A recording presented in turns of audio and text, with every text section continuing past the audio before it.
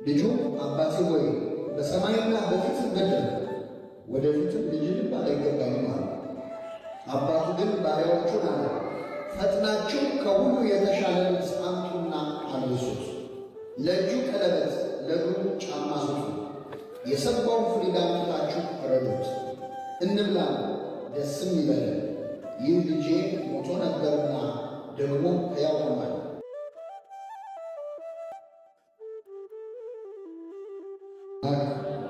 አሜን። የልዑል እግዚአብሔር ቤተሰቦች፣ የእናታችን የእመቤታችን የቅድስት ድንግል ማርያም ወዳጆች በእግዚአብሔር ሰላምታ እንደምን ዋላችሁ? እንደምን ዋላችሁ? አሜን። ምሕረት ቸርነቱን አብዝቶ በዕድሜያችን ላይ ይህችን ሰዓት ይህችን ጊዜ ጨምሮ በቸርነቱ ቅዱስ ቃሉን እንድንሰማ ስሙን እየጠራን እንድናመሰግነው የሰበሰበን የአባቶቻችን አምላክ ለባህል እግዚአብሔር ስሙ የተመሰገነ ነው። እግዚአብሔር አምላካችን በቀሪው ሰዓት ከመካከላችን ሊሆንልን እንዲያስተምረን እንዲመክረን ቅዱስ ፈቃዱ ይሁንልን። በአባቴ ቤት በውስጡ አይሰማም እንጀራ የሚተርፋቸው አገልጋዮች ስንት ናቸው? ይህንን ቃል መነሻ አድርገን በሉቃስ ወንጌል ምዕራፍ 15 ከቁጥር 19 ላይ ተጽፎ በሚገኝ ኃይለ ቃል ተነስተን እንማራለን።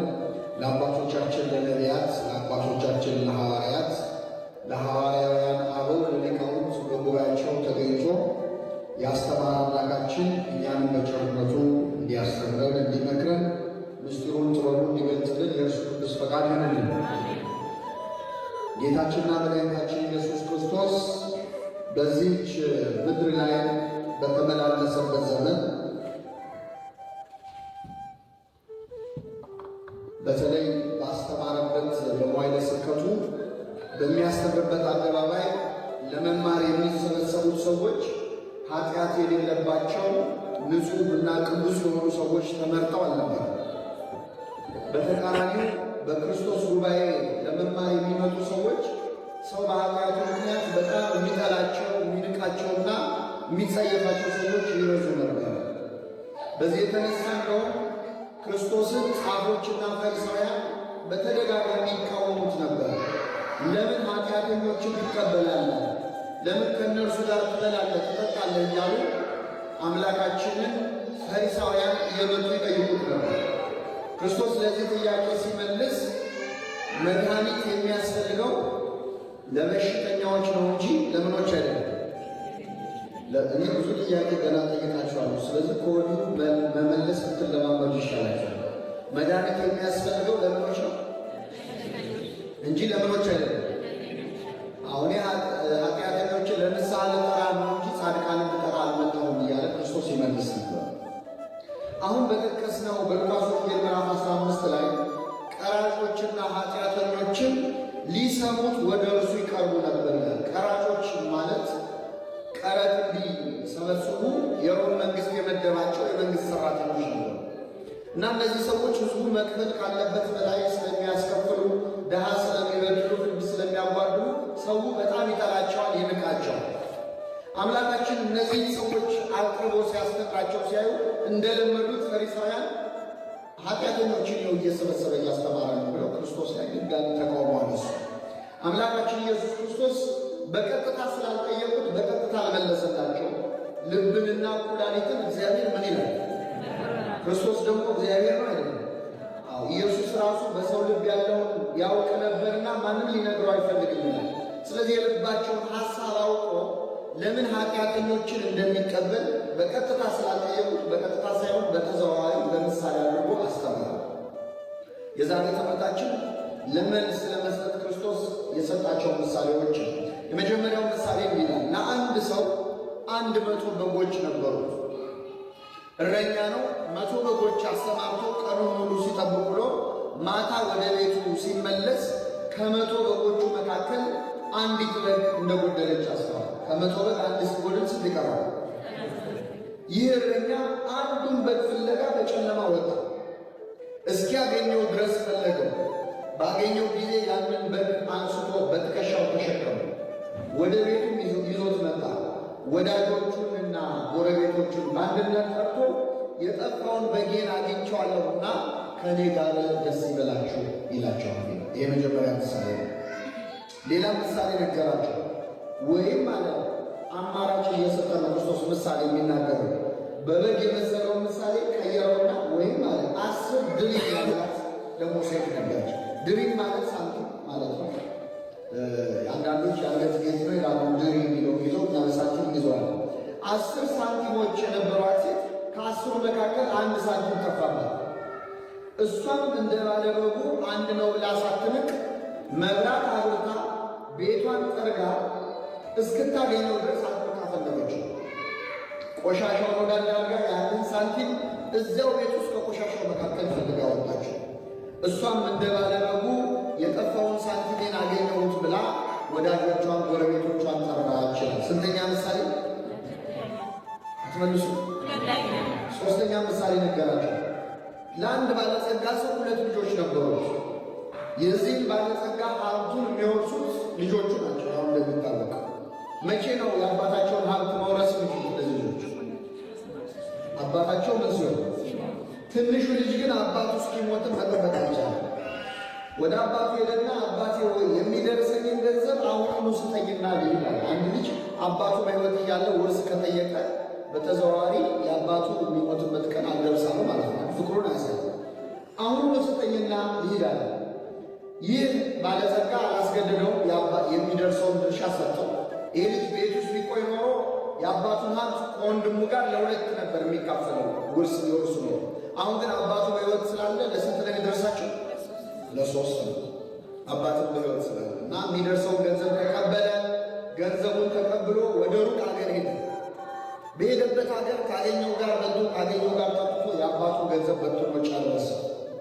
ገንዘብ ለማግኘት ነው እንጂ ለማጥፋት ይከብዳል። በተለይ ያለፉበት ገንዘብ ሆነ በጣም ቀላል። በአጭር ጊዜ አባቱ ገንዘብ በትኖ ጨረሰ። ገንዘቡ አለቀ። ገንዘቡ ሲያልቅ ጓደኞቹም አለቁ።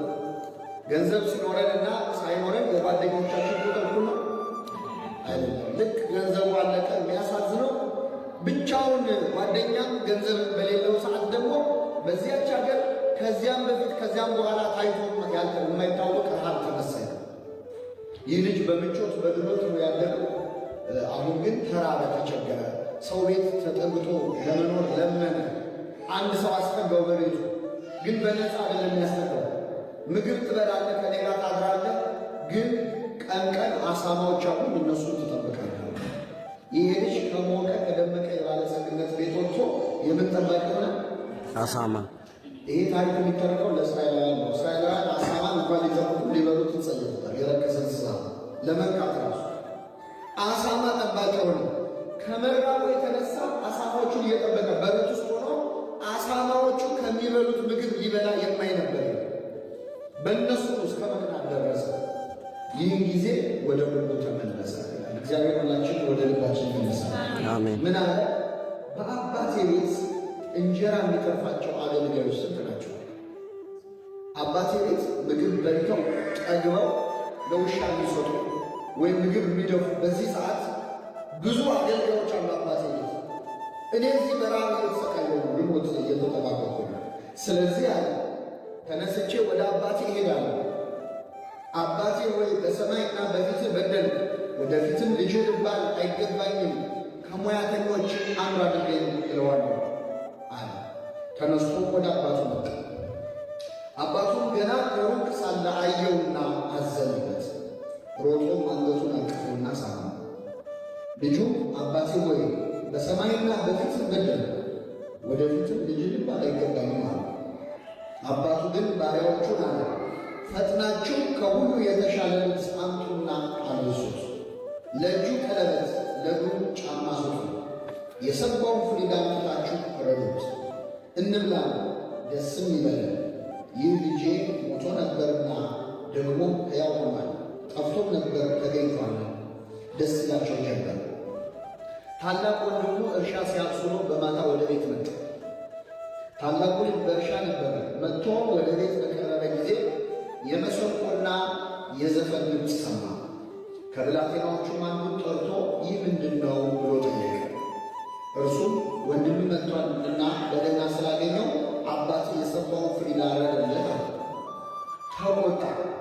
ሊገባም አልወደደም። አባቱ ወጥቶ ለምኑ፣ እርሱ ግን መልሶ አባቱን እነሆ ይህንን ያህል ዓመት እንደ ባሪያ ተገዝቼልሃለሁ፣ ከትእዛዝህም ከቶ አልተላለፍኩም። ለእኔ ከወዳጆቼ ጋር ደስ እንዲለኝ አንድ ጠቦት እንኳን አልሰጠኸኝም። ነገር ግን ገንዘብህን ከጋለሞቶች ጋር በልቶ ይህ ልጅህ በመጣ ጊዜ ይህ ምኑ ነው ለሱ ወንድሙ ይህ ልጅ በመጣ ጊዜ ፍሪዳ አደረግለት አለ። እርሱ ግን ልጄ ሆይ አንተ ሁል ጊዜ ከኔ ጋር ነህ፣ ለእኔ የሆነ ሁሉ ያንተ ነው። ዳሩ ግን ይህ ወንድምህ ሞቶ ነበር፣ ሕያው ስለሆነ ጠፍቶም ነበር፣ ስለተገኘ ደስ እንዲለን ፍስሐም እንድናደርግ ይገባናል። ስለ ቃሉ አምላካችን ስም የተመሰገነ ይሁን። ስንት ምሳሌዎች አለ? 3። መጀመሪያ የጠፋው ምንድን ነው? ሁለተኛው፣ ሶስተኛው ልጅ ነው። የሉቃስ ወንጌል ምዕራፍ 15 ኦርቶዶክሳውያን ሊቃውንት አባቶቻችን በትርጓሜ መጽሐፍቶቻቸው ጌታችን ከተናገራቸው ምሳሌዎች እጅግ ወርቃማ ምሳሌ ነው። በዚህ ምዕራፍ ውስጥ በጣም ብዙ ምስጢር አለ። በእውነት እያንዳንዱ ለመማር ጊዜያችን እውቀታችን አዘግነን በጣም ጥልቅ የሆነ ምዕራፍ ነው። ግን እንደው ባለችን ጊዜ አንድ ክርስቲያን ከአምላኩ ከእግዚአብሔር ተለይቶ እንደሚጠፋ እንማራለን። በእነዚህ 3 ምሳሌዎች ውስጥ መጀመሪያ እግዚአብሔር እረኛው ሆኗል።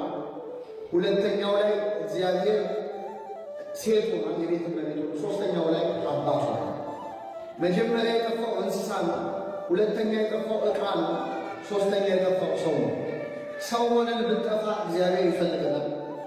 ከሰውነት ክብሯችን ወርደን ደግሞ እንስሳዊ ስራ ብንሰራ ማን ይፈልገናል? ይፈልገናል። ከእንስሳም ወርደን እንደ ዕቃ ሆነን ማን ይፈልገናል? ዕቃውንም እንስሳውንም ሰውየውን ይፈልገናል። 3ቱ ምሳሌዎች ላይ እግዚአብሔር ራሱን በእረኛ መሰለ፣ በሴት መሰለ፣ በእናት መሰለ፣ በአባት መሰለ። የሁላችን አባት ማን ነው? እናታችንም እሱ ነው ይላል ቅዱስ ያሬድ። አንተ አቡነ ወአንተ እምነ፣ አንተ አባታችን ነህ፣ አንተም እናታችን ነህ። እግዚአብሔር እናትም አባት ነው። እንደውም አለቃ ኪዳነ ወልድ ክፍሌ የተባለ ቤተክርስቲያናችን ሊቅ መዝገበ ቃላታቸው ላይ ምን ይላሉ መሰላችሁ? እግዚአብሔር እናት አባት ብቻ ሳይሆን አያታችንም እሱ ነው ይላል። ምናችን? አያታችን። ምክንያቱም እግዚአብሔር በመጽሐፍ ቅዱስ ራሱን በዶሮ በወፍ እየመሰለ ይናገራል።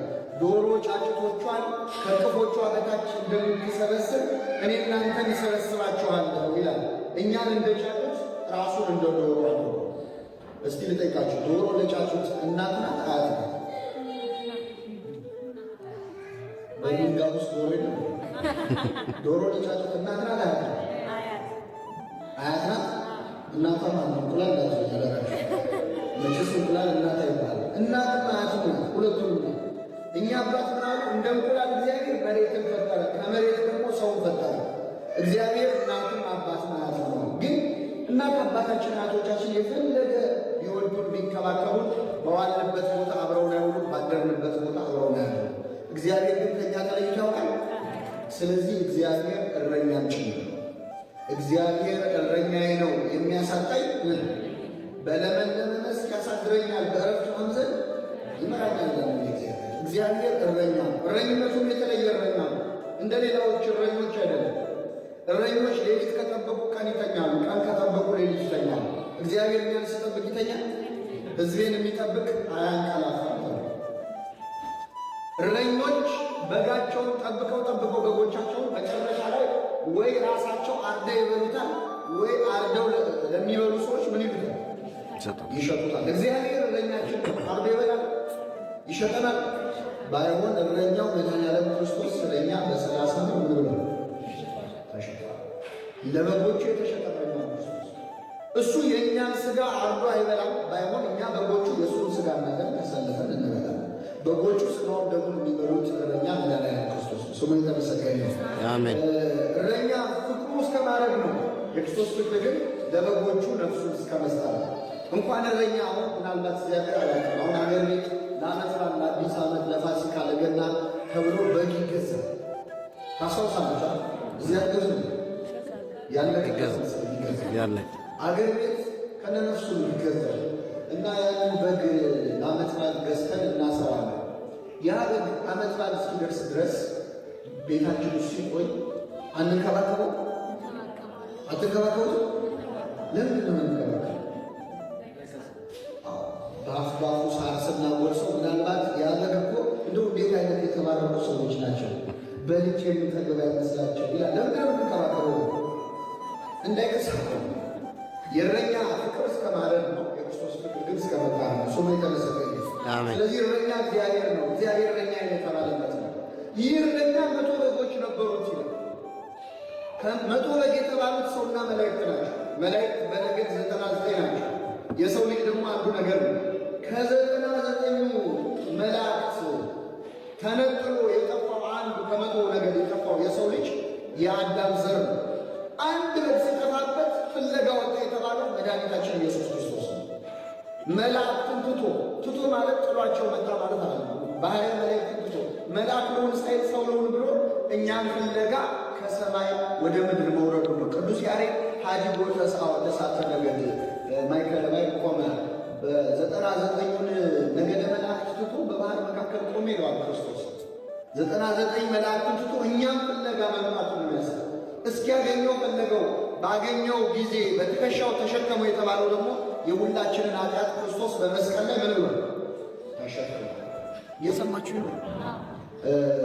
እና እንደውም ታምረ ማርያም ሲነበብ መቅድም ላይ ሰምታችሁ ከሆነ የጠፋ በግ አዳምን የፈለገው ባገኘው ጊዜ የተሸከመውን ቸሩን እረኛችን ክርስቶስን የወለድሽልን ወይ ምን ይበልሽ? ተረጎሙት። የጠፋው በግ አዳም ነው። ባገኘው ጊዜ የተሸከመው እረኛ ነው ክርስቶስ። ስለዚህ እኛም ፍለጋ መምጣቱ ነው። የተሸከመው ደግሞ በመስቀል ላይ የሁላችንን ኃጢአት ነው። ይሄ በአጠቃላይ ስናየው ወደ እኛ ሕይወት ስናመጣው እኛ ክርስቲያኖች እንግዲህ አንድ በግ ፍለጋ ነው ይሄ እረኛ የጠፋው የወጣውን የፈለገ ያገኘ። እኛ ክርስቲያኖች ከእግዚአብሔር ተለይተን እንዴት እንጠፋለን ቢባል የመጀመሪያ የምንጠፋው ልክ እንደ በግ ነው። እስቲ በግ እንዴት እንደሚጠፋ ለማስተዋል እንሞክር። ልጠይቃችሁ፣ መቼስ በግ እንዴት እንደሚጠፋ ለማወቅ በግ መሆን ያስፈልጋል። እየሰማችሁ? በግ እንዴት እንደሚጠፋ ለማወቅ በግ መሆን ያስፈልጋል። ሰው ሆነን አንሞክር? እሺ ሞክሩ። በግ የሚጠፋው እንዴት ነው? አውቆ ነው ሳያውቁ? ትንሽ ታስባላችሁ። በግ የሚጠፋው አውቆ ነው ሳያውቁ? አውቆ ከጠፋ በግ አለ ያስባል። ስለዚህ በግ የሚጠፋው ምን እያደረገ ነው? ምን እያደረገ ነው? በግ የሚጠፋው ሳር እየበላ እዚህ ጋር ሳር ሲበላ ይሄ ሳር ሲደርቅበት ወደ ለምለሙ ሳር ሲሄድ፣ እዚህ ጋር ውሃ ሲጠጣ ይሄ ሲደፈርስበት ወደዛ ሲሄድ ነው የሚጠፋው። አስበው የሚጠፋ በግ የለም። ቢመሽብኝስ ብሎ ያስባል። በግ ሲጠፋ እንደው ሰዓት እያለ የሚጠፋ በግ አለ?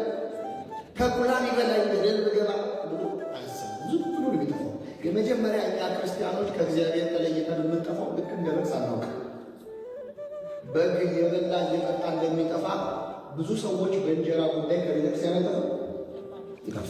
እዚህ ጋር ሳር ሲበላ ሌላ ሳር፣ እዚህ ጋር ውሃ ሲጠጣ ሌላ ውሃ እያለ እንደጠፋው አንድ ስራ ስንሰራ ሌላ ስራ፣ አንድ ንግድ ስንነግድ ሌላ ንግድ፣ አንድ ትምህርት ስንማር ሌላ ትምህርት። ምን ነው አትመጡም ቤተ ክርስቲያን ሲባል እንዴ እያወቃችሁት አሁን እኮ እኔ ቢዚ ነኝ ብለው የጠፉ ሰዎች። አሁን ይሄ በግ ቢዚ ነበር አላባል ሳር እየበላ ይወዝ ቢዚ እና ብዙ ሰዎች ከቤተ ክርስቲያን ይጠፋሉ። በግ እኮ መብላቱ ጥፋት የለውም። እረኛው ይዞት ወጣው እንዲበላ ነው።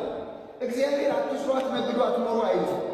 ግን እግዚአብሔር ቤት ለመምጣት ጊዜ ልናጣ አንችልም። ምንም ቢሆን ይሄ በግ ቢመሽብኝስ ብሎ አላሰበም። ብዙ ሰዎች ወደ ቤተ ክርስቲያን ለመምጣት አይመቸኝም ያሉ ሰዎች ብሞትስ ብለው አያስቡ። ሞት ሲመጣ አይመቸኝም ማለት ይቻላል? እንመጣለን ሁላችን እና ይህ በግ ሳናውቅ ከእግዚአብሔር ቤት ስጋዊ ኑሯችንን ብቻ እያሳደድን የጠፋን ሰዎች ይወክላል። እንደዚህ የጠፋ ነው እግዚአብሔር በቸርነቱ ይመልሳል። ይህ ተኩላ ሊበላኝስ ብሎ አላሰበም። ከቤተ ክርስቲያን ተኩላ ሊበላኝስ ብለው ሳያስቡ ርቀው የቀርበዋል። ተኩላ የተባሉ መናፍቃን ናቸው ይላል ክርስቶስ። የበግ ለምድ ለብሰው ከሚመጡባቸው በውስጣቸው እንደ ተኩላ ነጣቂዎች ከሆኑ ከሐሰተኞች መምህራን ምን በሉ ተጠበቁ። ሃይማኖቴን ቢያስኪዱኝስ ማተቤን ቢያስበጥሱኝስ ሳለን ከእግዚአብሔር ቤት እንደዚህ እንደ በግ ሳር እየበላን የምንጠፋ ሰዎች አለ። እንዴት ጠፋ ነው? እግዚአብሔር በቸርነቱ ይመልሳል። እረኛው ምን አደረገ? ፍለጋ ወጣ። የጠፋው በግ ስንት ነው? ያሉት በጎች ስንት ናቸው? ካሉትና ከጠፋው የት ይበልጣል? ግን ጦሴን ይዞ ይሄድ አንድ በግ ደግሞ መጣ ቀረ ምን ያደርግልኛል ብሎ አልተኛም። አንዱም በግ ፍለጋ ወጣ። እግዚአብሔር የእያንዳንዱ ሰው ነፍስ ያሳስበዋል። ብዙ ሰዎች መጥተው ጥቂቶች ቢቀሩ እኛ ቀረባቸው ለምንለው፣ እግዚአብሔር ግን ከመጡ ብዙዎችን የቀሩ የጥቂቶች ጉዳይ ያሳስበዋል። ምክንያቱም ደሙን ያፈሰሰው ለእያንዳንዱ ሰው ስለሆነ። በቤተ ክርስቲያናችን ወደር የማይገኝለት ሰባኪ፣ ወደር የማይገኝለት ታላቅ መምህር አለ። ቅዱስ ዮሐንስ አፈወርቅ ይባላል። አፈወርቅ ያሰኘው ክሪዞስቶን በግሪኩ አፈወርቅ ያሰኘው አንደበቱ ማማሩ ነበር። ስብከቱ በጣም ድንቅ ነበር እና ቅዱስ ዮሐንስ አፈወርቅ ሲያስተምር የዛሬዋ ቱርክ የምትባል ሀገር ትናንት ቁስጥንጥንያ ወይም ኮንስታንቲኖፕል ትባል የነበረች ሀገር ናት። በዛ ሀገር ሲያስተምር ቤተ መቅደሱ ሁሉ በሰው ተሞልቶ ህዝቡ እንደው እየተጋፋ ነበር ቢማሩ እና አንድ ቀን ይገርማቸዋል። የጣዖት በዓል የሚከበር ጭፈራ ለማየት ህዝቡ ሁሉ ብሎ ሄዶ ዮሐንስ አፈወርቅ ሊያስተምር ሲመጣ ያለው ሊማር የመጣው ሰው አንድ ሰው ይችላል። ስንት ሰው? አንድ ሰው። ቅዱስ ዮሐንስ አፈወርቅ ቆሞ አስተማረው ረጅም ሰዓት ለዛ ሰው። አሁን ዛሬ እዚህ ጉባኤ ላይ አንድ ሰው ብቻ ሊመጣ ጉባኤ መጀመሪያ የምጣለው እኔ ከዛ ድረስ በትሬን ለማስመጣኝ በስልክ አላጣገረው ሊል ይችላል። ቅዱስ ዮሐንስ አፈወርቅ ግን ለአንድ ሰው ቆሞ አስተማረው። በኋላ ነገሩን የሰሙ ሰዎች እንዲህ አባታችን ለአንድ ሰው እንዴት እንደዚህ ደከም ካለ ትልቅ መልስ ሰጠ። ምን አለ መሰላችሁ? ሁለት ነገሮች ተናገረ። አንደኛ ክርስቶስ እኮ የሞተው ለዚህ ሰው ነው አለ። ሁለተኛ ይመስላችኋል እንጂ ሌላም ቀን የሚመጣው ይሄ ሰውዬ ብቻ ነበር። ገብቷችኋል? ሌላ ቀን ቢመጡ ዛሬ ይቀራሉ አይቀሩም። እና ድሮ እሱ በሚመጣው እሱ የሚያስተማርኩ ዛሬ እሱ የሚያስተማርኩ ከልባችን ለመምጣት ይርዳን እግዚአብሔር። እና አንዱን በፍለጋ ወጣ። እግዚአብሔር እያንዳንዷን ነፍስ ፈልጋለሁ እስኪያገኘው ፈለገው። ሳናውቅ ከቤቱ የራቅነ ሰዎች እግዚአብሔር እስኪ ደክመው እስኪ ሰለቸው አይደለም የሚፈልገው። ምን እስኪ ደግሞ እስኪያገኘው ፈለገው ይላል እግዚአብሔር። እኛ መፈለግ ሰልችቶት አይደለም። እኛ እኮ ለየት ያለ በጎች ነው። በዚህ ሲመጣ በዚህ የምንደበር በጎች ነው። ግን እስኪያገኘው ፈለገው። ባገኘው ጊዜ አነሳና በትከሻው ምናምን ተሸከመ። ይህ ነው በጣም ይደንቅ። እስቲ ልጠይቃችሁ፣ አሁን እኛ ቀኑ ሙሉ በዚህ በብርድ ወይ በፀሐይ በግ ስንጠብቅ ውለን ቀኑ ሙሉ 100 በግ አስብ፣ 100 በግ ቀርቶ 10 በግ መብላት በጣም አስቸጋሪ። እየሰማችሁ ነው? 100 በግ ስንነዳ ውለን ይዘን ገብተን ቤቴ ገብቼ አረፍ እላለሁ ስንል ከ100 በግ አንድ ቢጠፋ ያንን በግ ፍለጋ ስንወጣ ደስ እያለ ለምንወጣ ነው እንዴ? እየተራገምን ለምንወጣ ይህ መዘዘኛ በግ እያለ ጦሰኛ በግ እያለ ነው ፍለጋ ነው። ያንን በግ መጨረሻ ቀላሉ አናገኝ ነው ተራሱ ልካ መጨረሻ ያንን በግ አገኘ ነው። እንሸከመው መልሱ ቢቻል በዱላ ነው እንኳን በግ ይቅርና ልጅ ጠፍቶ ሲገድለን ይገራ። አዎ መጀመሪያ ወላጆች ወይኔ ልጅ ነው ሲገኝ ደግሞ ወይኔ የሚለው ልጁ ነው። ይሄ ሁላችንም ደርሶብናል። ምን አንቀዠቀዠ ይባላል። ብዙ ወላጆች ከደረሱ በኋላ ራሱ የት ነበርክ? ይህ እረኛ ግን ባገኘው ጊዜ ምን አለ? ተሸከመው። ለምን? ይሄ በግ ጠፍቶ ሲንከራተት ዝሏል። ደክሞት አዘነለት። ለመምጣት ጉልበት እንደሌለው አወቀና አነሳና ተሸክሞ ወደ ቤት አመጣው። ዛሬ ቤተ ክርስቲያን የመጣ ነው ስለተመቸን አይደለም። ተሸክሞ አምጥቶ ማ እግዚአብሔር። ብዙ ሰዎች ወደ እግዚአብሔር ቤት መምጣት እየፈለጉ እየዛቱ ከነገ ጀምሮ አልቀርም፣ ነገ ጠዋት ተነስቼ አስቀድሳለሁ፣ ነገ ጉባኤ እማራለሁ፣ ነገ ኪዳን አደርሳለሁ እያሉ እየዛቱ መምጣት እየፈለጉ መምጣት ያልቻሉ ብዙ ሰዎች አሉ። እኛ ታዲያ ቤት መጣ በምህረትህ ብዛት ወደ ቤት ትገባለህ ይላል እግዚአብሔር። በምን ብዛት? አዎ በምህረቱ ትከሻ ተሸክሞ አምጥቶ ነው እንጂ እኛ ስለተመቸን አይደለም። ምን ይላል? ከማህፀን ጀምሮ በርሱ ከማህፀን ጀምሮ የያዝኳችሁ እኔ ነኝ እስከ ሽበትም ድረስ እሸከማችኋለሁ ይላል። እስከምን ድረስ? እስከ ሽበት ድረስ። ልጅ እኛ የምንሸከመው እስኪያገኝ ማለት ነው። እግዚአብሔር ግን እስከ ሽበት ይሸከማል። አሁንም በእውነት ችሎን ተሸክሞን ታግሶ ነው እንጂ ተመችተ ነው አይደለም በእውነት ያለ። ስለዚህ እንደዚህ እንደ በግ ሳናውቅ የራቅነውን የጠፋነውን ሰዎች እግዚአብሔር በቸርነቱ ትከሻ ተሸክሞ ወደ ቤቱ ይመለሳል። አሜን። ደከማችሁ? ቀጥል። ስንት ምሳሌዎች ያለው? 3። አሁን ወደ ሁለተኛው የጠፋው ምን ነበር? ድንጋይ ወይም ሳንቲም። ሳንቲም የተባለው ይላሉ ኦርቶዶክሳውያን አባቶቻችን ሊቃውንት፣ ሳንቲም የተባለው የሰው ልጅ ነው። እኛ የሰው ልጆች ሳንቲም እንባላለን። ለምሳሌ አሁን የዚህ ሀገር ሳንቲም አለ፣ የዚህ ሀገር ንግሥት አለ። ሳንቲሙ ላይ የምኗ መልክ ነው ያለው? የንግሥት ንጉሥ። በንጉሥ ብትገዛ ኖሮ ደግሞ አገሪቱ የምኑ መልክ ነው የሚቀረጽበት? የእኛ የሰው ልጆች ሁሉ ንጉሥ፣ የፍጡራን ሁሉ ንጉሥ ማን ነው? እግዚአብሔር ነው። የእሱ መልክ ደግሞ እኛ ላይ ተቀርጿል። ሳንቲሙ ላይ እንደሚቀረጽ የንግሥቲቱ መልክ፣ የንጉሡ መልክ፣ የእግዚአብሔር መልክ ደግሞ እኛ ላይ ተቀርጿል። ሲፈጥረን ንግበር ሰብአ በአርአያነ ወአምሳሊነ፣ ሰውን በመልካችን እንደ ምሳሌያችን ምን እንበል ብሎ በሥጋ ደግሞ በነፍሳችን ማንን መስለን የተፈጠረው? እግዚአብሔር። ስለዚህ እኛ እላያችን ላይ የንጉሡ የእግዚአብሔር መልክ የታተመብን የእግዚአብሔር ሳንቲሞች። ስለዚህ ሳንቲም ጠፋ የተባለው ሰው ነው ማለት ነው። በጉ ከቤተ ክርስቲያን የራቁ ሰዎች ናቸው ሳያውቁት ብለን ሳንቲም ውስጥ ብትሉ ይሄ ሳንቲም ጠፍቷል፣ ግን ያለው ቤት ውስጥ ነው። ቤት ውስጥ ነው ያለው፣ ግን ጠፍቷል። ሴቲቱ ምን አለች? መብራት አብርታ እዚያው ቤት ውስጥ ከቆሻሻው መካከል አገኘችው። ሳንቲም የተባለው ክርስቲያኖች ቤተ ክርስቲያን ውስጥ ሆኖ የጠፋ ሰው። የት ሆኖ የጠፋ ሰው? ቤተ ክርስቲያን ውስጥ ሆኖ። ፍለጋ እንዳይወጣ ጠዋትና ማታ እዚህ ነው። ቅዳሴ ሲባል የምናስቀድሰው፣ ሱባኤ ሲባል ሱባኤ የምንይዘው፣ ጉባኤ ሲባል የምንማረው፣ ዝማሬ ሲባል የምንዘምረው፣ ስብከት ሲባል የምንሰብከው፣ ቅዳሴ ሲባል የምንቀድሰው እኛ ነን። ፍለጋ እንዳይወጣ እዚህ ነን ያለን። አለን እንዳይባል ደግሞ ቆሻሻ ውስጥ ያለ፣ ቆሻሻ ኃጢአት ውስጥ፣ ቆሻሻ ዝሙት ውስጥ፣ ቆሻሻ ዘረኝነት ውስጥ፣ ጥላቻ ውስጥ፣ ሐሜት ውስጥ፣ መከፋፈል ውስጥ። ሁለተኛ የጠፋ የሚባለው ቤተ ክርስቲያን ውስጥ ሆኖ የጠፋ ሰው። ይሄ ሁላችንን የሚመለከት ማለት ነው። እግዚአብሔር የቸገረው ይገርማቸዋል። ጭራሽ ከቤቱ የራቁት ሳይሆን እዚህ ሆነን በጠፋ ሰዎች ተቸገረ። እንዳይፈልገን እዚህ ነን።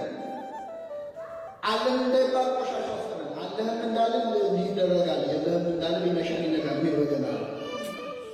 አለን እንዳይባል ክርስትናው እኛ ላይ ይታያል። የለንም እንዳይባል ግን ከቤተክርስቲያን ጋር ተናነቀ። በራድ ወይም ትኩስ ብትሆን ጥሩ ነበር፣ ወይ አልሞቅ ወይ አልቀዘቀዝ፣ እንዲያው ለምስራቅ ካፌን ተባረ ይላል ዮሐንስ ራዕይ ምዕራፍ 3። እግዚአብሔር እንኳ አስጨንቀናል፣ እንዳይጠፋን ፈጥሮ ነው፣ እንዳይወጣን ደግሞ ለባል ነው። ወይ አልካድም ወይ አላመንም። ሃይማኖት ሲባል ኦርቶዶክስ ተዋሕዶ እንላለን፣ ማተባሰና ከቤተ ክርስቲያን አንለይ። ግን ያመነ ሰው ሕይወት እኛ ላይ እና ሁለተኛው የጠፋ የሚባለው የቶሎ የጠፋ ሰው ቤተ ክርስቲያን ውስጥ ነው። እንደዚህ የጠፋ ነው። እግዚአብሔር በቸርነቱ ይመልሳል።